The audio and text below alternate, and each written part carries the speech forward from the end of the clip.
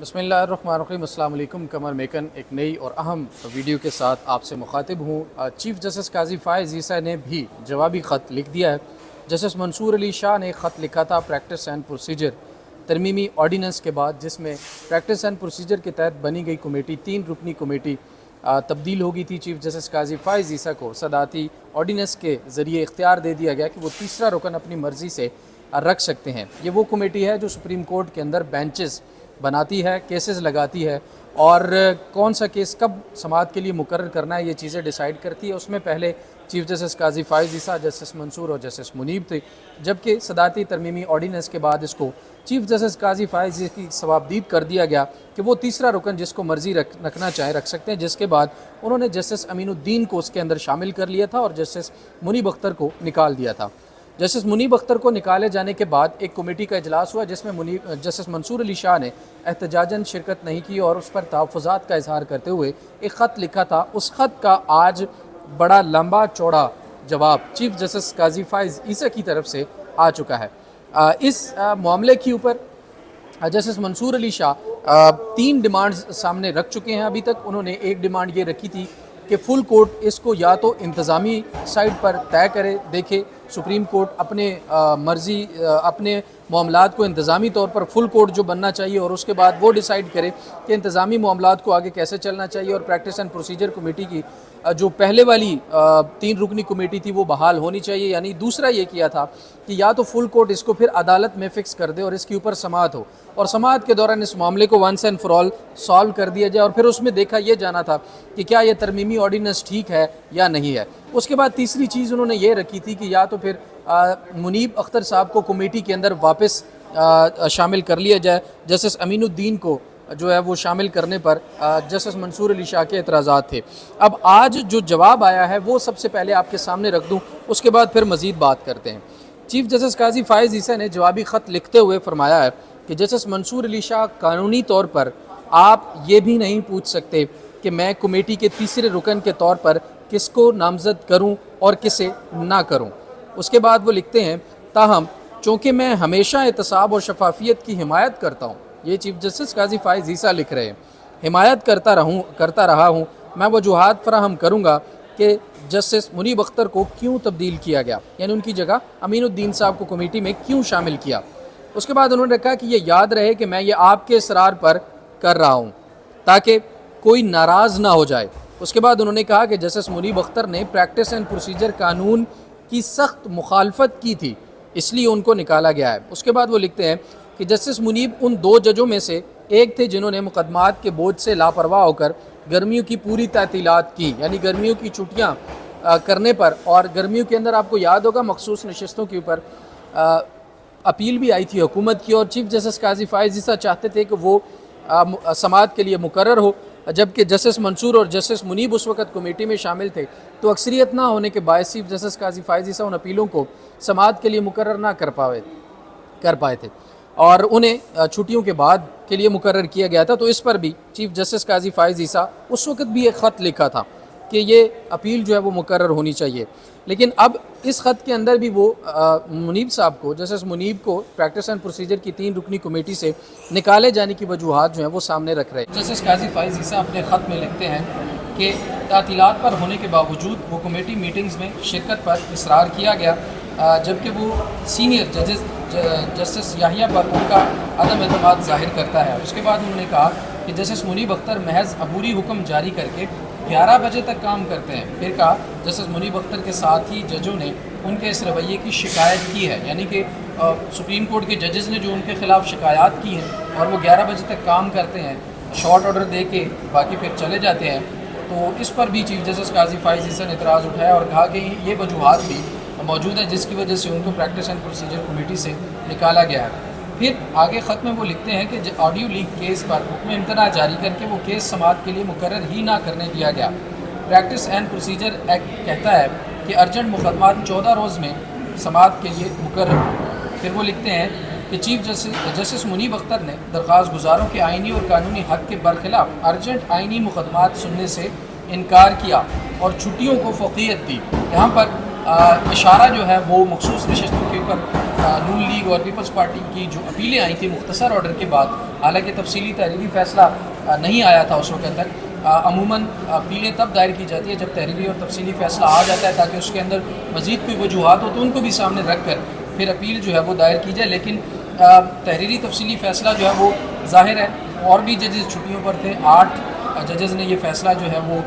تحریر کرنا تھا. تو اس وقت تحریری اور تفصیلی فیصلے سے پہلے جو اپیلیں آئی تھیں، آئینی کچھ معاملات ہیں جن کا ذکر یہاں پر چیف جسٹس قاضی فائز عیسیٰ کر رہے ہیں، اور کہا کہ کچھ آئینی معاملات اس طرح کے تھے کہ جسٹس منیب اختر نے چھٹیوں کو ترجیح دی اور کام نہیں کیا، حالانکہ اس وقت بھی ان سے درخواست کی تھی کہ وہ ان معاملات پر کیسز جو ہیں وہ لگائیں اور سنیں.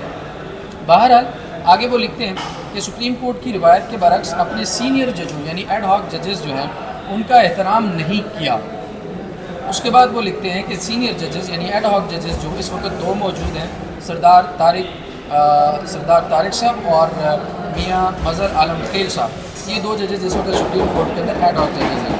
مزید کہا کہ اپنے سینئر ججوں کا احترام بھی نہیں کیا اور ایسے 1100 مقدمات کی سماعت تک ہی ان کو محدود کر دیا، یعنی ایڈ ہاک ججز کو. پھر کہتے ہیں کہ چیف جسٹس قاضی فائز عیسیٰ جوابی خط میں لکھتے ہیں کہ ایڈ ہاک ججز کو شریعت اپیلٹ بینچ کے مقدمات بھی سننے نہیں دیے گئے. پھر انہوں نے آخری بڑا اہم ترین ایک اور اعتراض وجوہات میں ایک وجہ یہ بھی بتائی کہ جسٹس منیب اختر نے کمیٹی کے ایک معزز رکن سے غیر شائستہ، درشت، نامناسب رویہ اختیار کیا، جس میں تمام چیف جسٹسز شامل تھے اور سینئر ترین جج بھی حصہ تھے. اب یہاں پر غالباً چیف جسٹس قاضی فائز عیسیٰ کا اشارہ جو جوڈیشل کمیشن کا اجلاس ہوا تھا اس کی طرف ہے، کیونکہ اس سے جسٹس منیب نے جو ہے وہ اس پر اعتراض کیا تھا کہ رولز امینڈمنٹ کرنے کے لیے حکومت نے پہلے کہا تھا کہ جب تک ہم آئینی ترمیم نہیں کر لیتے تب تک آپ یہ اجلاس جو ہے وہ مؤخر کر دیں، اور وہ اجلاس مؤخر کر دیا گیا تھا. پھر اس کے بعد دوبارہ جب اجلاس ہو رہا تھا تو جسٹس منیب نے یہ اعتراض کیا کہ اب دوبارہ اجلاس کو مؤخر کیا جائے تب تک جب تک یہ آئینی معاملہ حل نہیں ہو جاتا، کیونکہ وزیر قانون نے خود پچھلی اجلاس میں کہا تھا اور اجلاس پچھلا اسی وجہ سے ملتوی ہوا تھا، جس پر چیف جسٹس قاضی فائز عیسیٰ رضامند نہ تھے. اور اس کے بعد پھر